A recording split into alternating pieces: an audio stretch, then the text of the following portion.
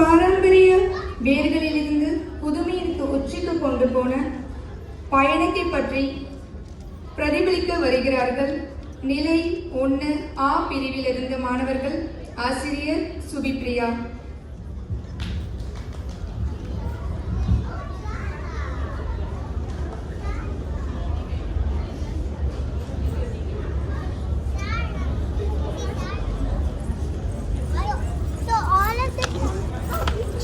Sorry.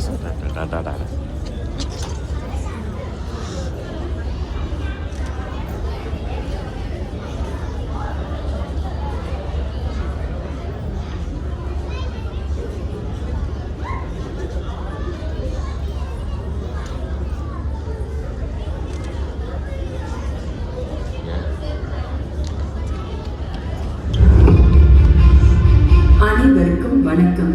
இன்று நாங்கள் வழங்கப் போகும் நிகழ்ச்சியின் பெயர் ரூட்ஸ் டு ரோபோட்ஸ், மரபிலிருந்து நவீனத்திற்கு. இந்த நிகழ்ச்சியில் பழமையான தமிழ் தொழில்கள் எவ்வாறு நவீன AI உலகத்துடன் இணைகின்றன என்பதை எங்கள் சிறார்கள் அழகாக காட்சிப்படுத்த போகிறார்கள். வாருங்கள், இந்த அற்புத பயணத்தை ஒன்றாக அனுபவிப்போம். ஒரு காலத்தில் நம் கைகள் ஓய்வின்றி வேலை செய்தன. கருவிகள் எளிமையானது, உழைப்பு கடினமானது. தமிழ்நாட்டில் பல தொழில்கள் இருந்தன. அவை வேலைகள் மட்டுமல்ல, அவை நம் அடையாளங்கள். விவசாயிகள் வயலில் வேலை செய்தார்கள், விதை விதைத்தார்கள், பயிர் வளர்த்தார்கள்.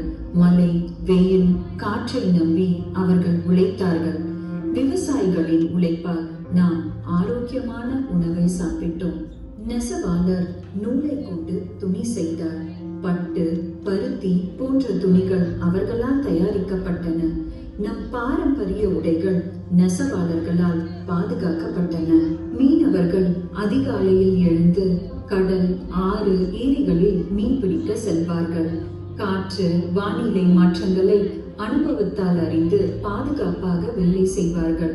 புயல், வெயில் போன்ற சவால்களையும் தாண்டி உழைக்கும் அவர்கள் துணிச்சலும் பொறுமையும் கொண்ட வாழ்க்கை வீரர்கள்.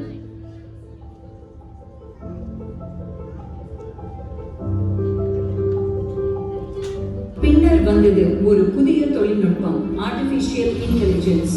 காலம் மாறினாலும் நம் மரபு மாறவில்லை.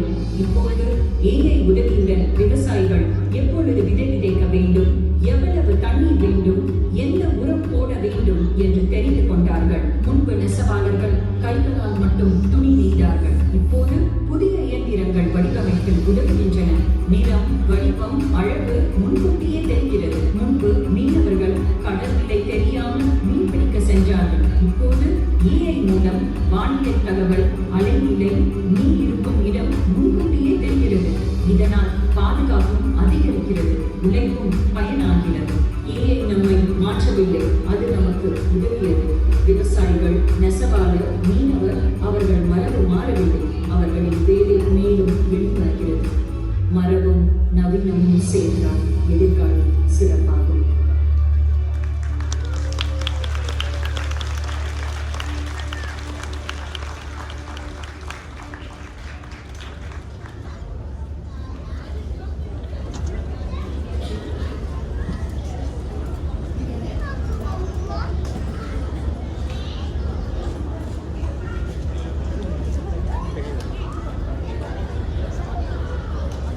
Yeah. Subi, can they take the glasses out so that they can see?